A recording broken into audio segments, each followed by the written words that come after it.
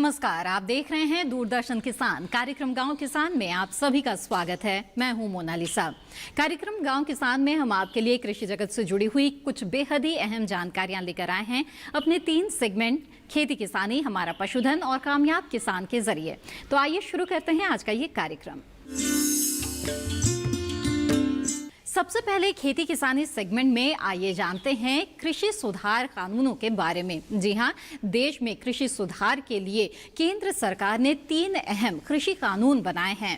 क्या खासियत है इन कानून की और किस तरह से ये कानून हमारे किसानों के हाथ को मजबूत करेंगे और उन्हें समृद्धि की ओर ले जाएंगे, आइए देखते हैं इस खास रिपोर्ट में।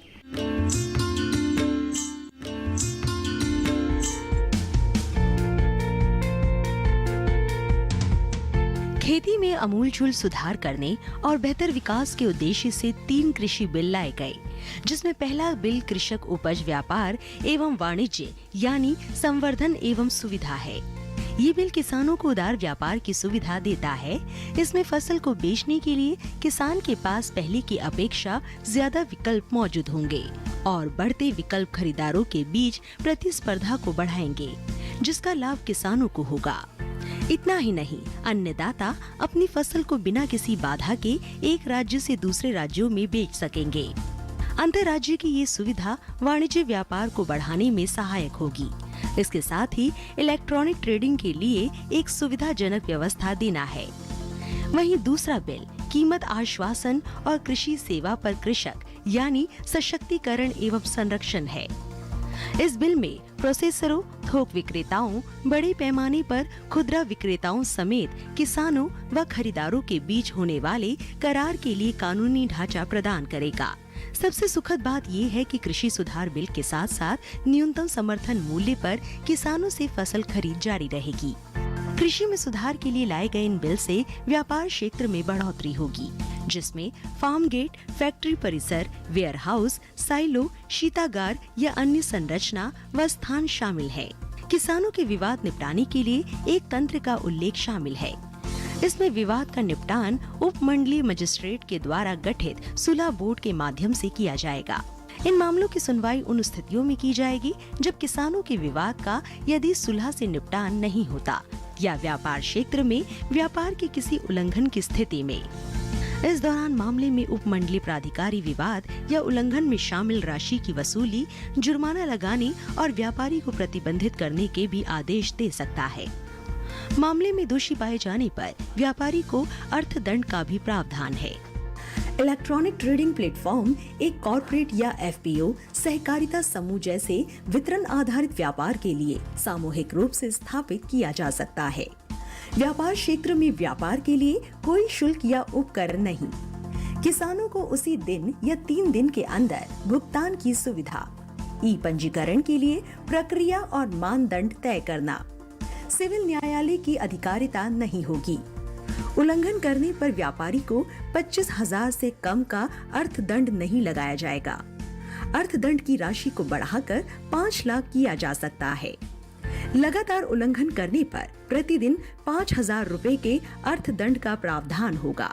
कृषि बिल से अब किसानों को पहले की तुलना में ज्यादा सहूलियत और खेती के क्षेत्र में सफलता मिलेगी। बिल के तहत न्यूनतम समर्थन मूल्य यानी एमएसपी को बरकरार रखा जाएगा।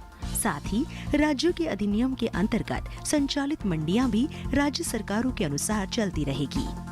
कृषि कानून से खेती किसानी में निजी निवेश होने से तेज विकास होगा और रोजगार के अवसर बढ़ेंगे। इसके अलावा कृषि क्षेत्र की अर्थव्यवस्था मजबूत होने से देश की आर्थिक स्थिति और मजबूत होगी। इस कानून के तहत कृषकों को व्यापारियों, कंपनियों, प्रसंस्करण इकाइयों, निर्यातकों से सीधे जोड़ने का प्रयास किया जाएगा। इस बिल से कृषि करार के माध्यम से बुआई से पहले ही किसान को उसकी उपज के दाम निर्धारित हो सकेंगे। दाम बढ़ने पर न्यूनतम मूल्य के साथ अतिरिक्त लाभ मिलेगा। इसकी मदद से बाजार की अनिश्चितता होने पर भी किसानों को सीधे जोखिम से सुरक्षा मिलेगी। इसी के साथ कार्यक्रम गांव किसान में वक्त है एक छोटे से ब्रेक का। ब्रेक के बाद देखेंगे हमारा पशुधन। आप बने रहें दूरदर्शन किसान पर।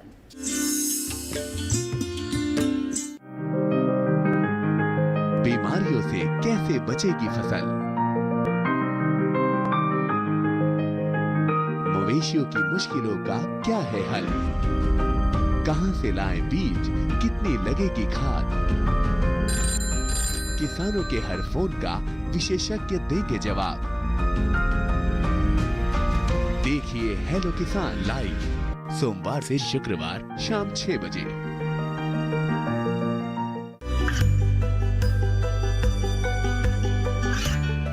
गांवों और पिछड़े क्षेत्रों में सरकारी योजनाओं की जानकारी पहुंचा।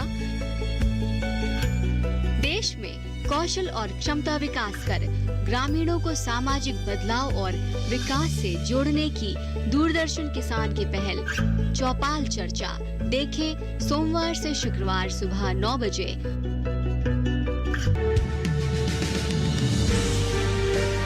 पचास साल से लगातार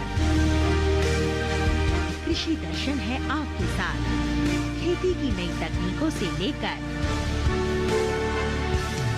किसानों की हर समस्या का हल, जारी है कृषि दर्शन का ये सफर। किसान चैनल के साथ सोमवार से शुक्रवार शाम 5:30 पर। ब्रेक के बाद आप सभी का फिर से स्वागत है। आप देख रहे हैं कार्यक्रम गांव किसान और आइए देखते हैं हमारा अगला सेगमेंट, हमारा पशुधन, जिसमें आज हम बात करने जा रहे हैं मधुमक्खी पालन के बारे में। जी हां, मधुमक्खी पालन ये किस तरह से किसानों की आमदनी बढ़ाने में और उनके जीवन को बेहतर बनाने में काफी अहम योगदान दे सकता है। इस बात का अंदाजा इसी बात से लगाया जा सकता है कि केंद्र सरकार ने भी आत्मनिर्भर भारत अभियान के तहत मधुमक्खी पालन के लिए एक बड़े पैकेज की भी घोषणा की है। तो आइए विस्तार से जानते हैं मधुमक्खी पालन के बारे में और देखते हैं कि किस तरह से ये आपके जीवन में भी समृद्धि की मिठास घोल सकता है।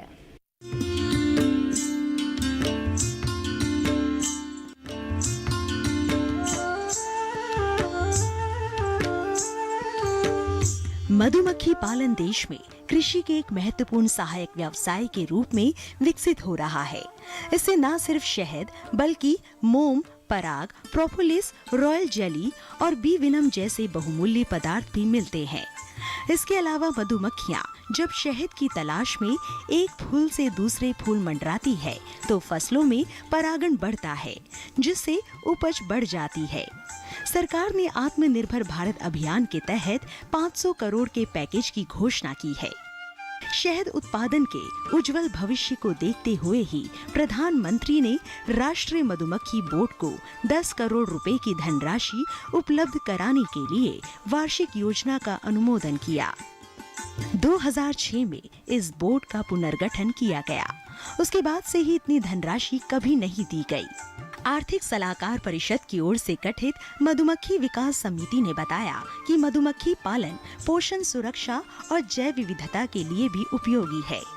इसके अलावा किसानों की आय दोगुनी करने में इसकी भूमिका अहम रहेगी। इस हिसाब से देखा जाए तो इस क्षेत्र में रोजगार की अपार संभावनाएं मौजूद है। राष्ट्रीय मधुमक्खी बोर्ड ने राष्ट्रीय मधुमक्खी पालन और मधु मिशन के तहत प्रशिक्षण के लिए 4 मॉड्यूल भी बनाए, जिनके माध्यम से देश में 30 लाख किसानों को प्रशिक्षण दिया गया। सरकार प्रशिक्षण प्राप्त किसानों को वित्तीय सहायता भी उपलब्ध करा रही है। प्रधानमंत्री श्री नरेंद्र मोदी के मार्गदर्शन में सरकार ने मीठी क्रांति के तहत हनी मिशन की भी घोषणा की। इसका भी काफी लाभ मिलने की संभावना है। गरीब आदमी भी कम पूंजी में अधिक मुनाफा हासिल करने के लिए मधुमक्खी पालन का काम कर सकता है। मधुमक्खी पालन से सिर्फ मीठा शहद ही नहीं मिलता, बल्कि इनसे पर्यावरण संतुलन और बेहतर पैदावार भी मिलती है। छोटे और सीमांत किसान बहुत कम खर्चे पर इस व्यवसाय को शुरू कर सकते हैं।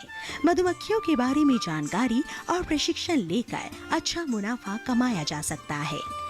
व्यवसाय शुरू करने के लिए मधुमक्खी पालन के लिए एपिस सिराना इंडिका व एपिस मेलिफेरा जाति की मधुमक्खियों को आसानी से लकड़ी के बक्सों में पाल सकते हैं। देसी मधुमक्खी प्रति वर्ष औसतन 5 से 10 किलोग्राम शहद प्रति परिवार और इटालियन मधुमक्खी 50 किलोग्राम तक शहद उत्पादन करती है। इसमें विशेष रखरखाव की जरूरत होती है। साथ ही परिस्थितियों को ध्यान में रखकर वार्षिक प्रबंधन करके उत्पादन बढ़ाया जा सकता है। मधुमक्खी पालन के लिए स्थान चुनाव के लिए 2 से 3 किलोमीटर क्षेत्र में पेड़ पौधे बहुतायत में हो, जिनमें पराग व मकरंद साल भर मिल सके। तेज हवाओं के स्थान पर सीधा प्रभाव नहीं होना चाहिए। यदि छायादार पेड़ नहीं है तो वहां अप्राकृतिक रूप से छायादार स्थान बनाना चाहिए। साथ ही इस बात का भी ध्यान रखना चाहिए कि स्थान मुख्य सड़क से थोड़ा दूर हो। साथ ही भूमि समतल व जल निकासी का उचित प्रबंध होना चाहिए। बारिश के मौसम में तेज बारिश, हवा और शत्रुओं जैसे चींटियां, मोमी पतंगा, पक्षियों से नुकसान का खतरा बना रहता है। मोमी पतंगों के प्रकोप को रोकने के लिए छतों को हटा दे, फ्लोर बोर्ड को साफ करें और गंधक पाउडर छिड़के। चींटियों की रोकथाम के लिए स्टैंड को पानी भरे बर्तन में रखें। इन छोटी छोटी सावधानियों से मीठी सी आय होना लाजमी है।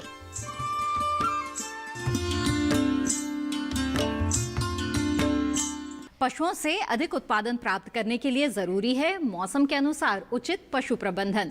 तो आइए देखते हैं क्या कहता है अक्टूबर माह का पशुपालक कैलेंडर।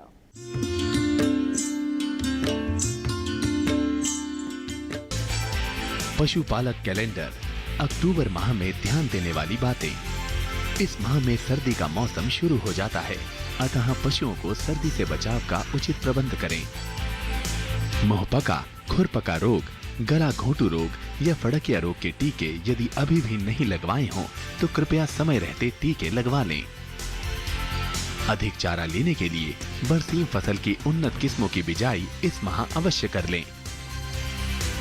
भेड़ के शरीर को ऊन कतरने के 21 दिन बाद बाहरी परिजीवी से बचाने के लिए कीटाणुनाशक घोल से भिगोएं। परजीवी और कृमि नाशक दवा देने का उपयुक्त समय है।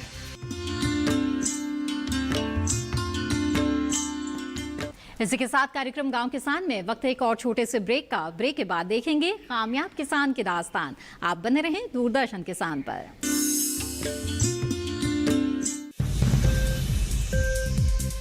उपज के भाव ताव, आवक का हाल चाल, आयात निर्यात पर पैनी नजर, जानकारों की सटीक सलाह, सिर्फ मंडी खबर में सोमवार से शनिवार सुबह 8:05 पर।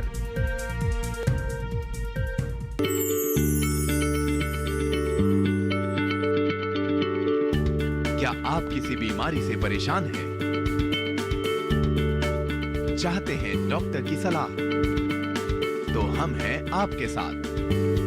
बताएंगे आपको जीने की राह। समस्याएं आपकी, समाधान देश के मशहूर विशेषज्ञों के। घर बैठे बात करें देश के जाने माने डॉक्टरों से। हमारे लाइव प्रोग्राम स्वस्थ किसान में हर शनिवार शाम 6 बजे से 7 बजे तक। बादलों की लुका छिपी, बारिश का हाल, बर्फ की चादर, बदलता रुख हवाओं का और मौसम के लिहाज से कैसे करें खेती, और भी बहुत कुछ। मौसम खबर लाइव रोजाना सुबह 8:30 पर, शाम 5 बजे और 7:30 पर।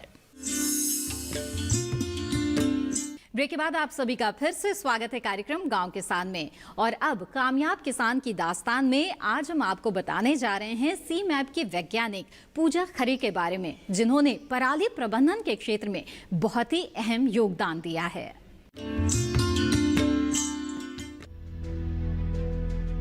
फसल कटाई के बाद फसल का एक बहुत बड़ा हिस्सा अवशेष के रूप में बच जाता है, जिसे पराली कहते हैं। क्योंकि किसानों को खेत खाली कर दूसरी फसल की बुआई करनी होती है, इसलिए वह अक्सर फसल अवशेष को जला देते हैं, जिससे निकलने वाला धुआं पर्यावरण के लिए काफी हानिकारक है। ये धुआं हमारी सांस के साथ अंदर जाता है और हमारी सेहत को भी काफी नुकसान पहुंचाता है। साथ ही पराली जलाना मिट्टी की सेहत के लिए भी अच्छा नहीं है। लंबे समय से पराली प्रबंधन पर अनुसंधान चल रहे हैं कि किस तरह से पराली को पर्यावरण का मित्र बनाया जाए। ऐसा ही प्रयास किया है लखनऊ की सीमैप की वैज्ञानिक पूजा खरे ने। इन्होंने एक ऐसी तकनीक विकसित की है जिससे किसान पराली जलाने की समस्या से निजात पा सकेंगे। साथ ही इस पराली से बनने वाला उर्वरक किसान और पर्यावरण के लिए लाभकारी साबित होंगे। हमारे देश में अप्रैल माह में गेहूं की फसल तो सितंबर अक्टूबर में धान की फसल तैयार हो जाती है और इसी दौरान फसल अवशेषों को जलाया जाता है। धान की फसल कटने के बाद तुरंत गेहूं की फसल भी बोनी होती है, इसलिए अगली फसल बोने के लिए खेत भी तैयार चाहिए।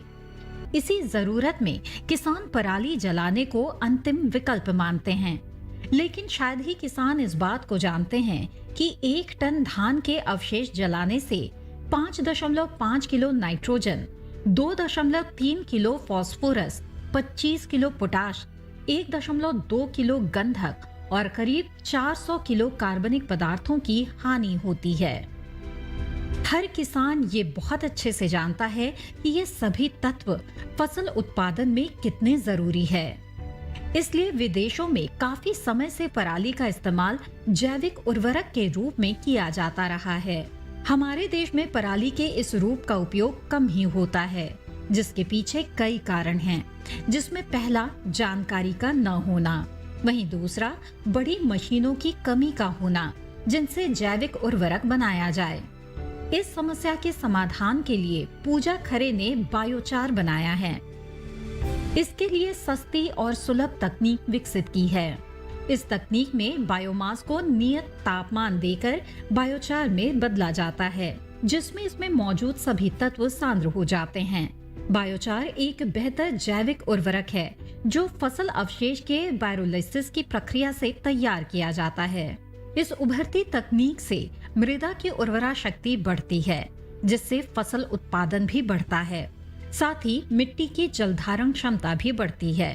बायोमास को हम लोग एक नियत तापमान पे बायोचार में कन्वर्ट कर देते हैं, जिससे क्या होता है कि जो ये भी इसके अंदर जितने भी न्यूट्रिएंट हैं वो बहुत कंसंट्रेट हो जाते हैं, सांद्र हो जाते हैं बायोचार में, और कार्बन भी सांद्र हो जाती है। बायोचार बनाने का जो शुरुआत में प्रारंभिक हुआ था, ये जो टेरा पेट्रा एक जगह थी, वहाँ के पुराने लोग क्या करते थे, जला के ना मिट्टी में डाल देते थे, तो वहाँ पे प्रोडक्टिविटी बहुत ज़्यादा थी। तो जो अमेरिकन और यूरोप की कंट्रीज़ ने देखा कि यहाँ प्रोडक्टिविटी क्यों ज़्यादा है, उन्होंने रिलेट किया कि सॉइल के अंदर ऐसे बायोचार टाइप के कंपाउंड ज़्यादा हैं।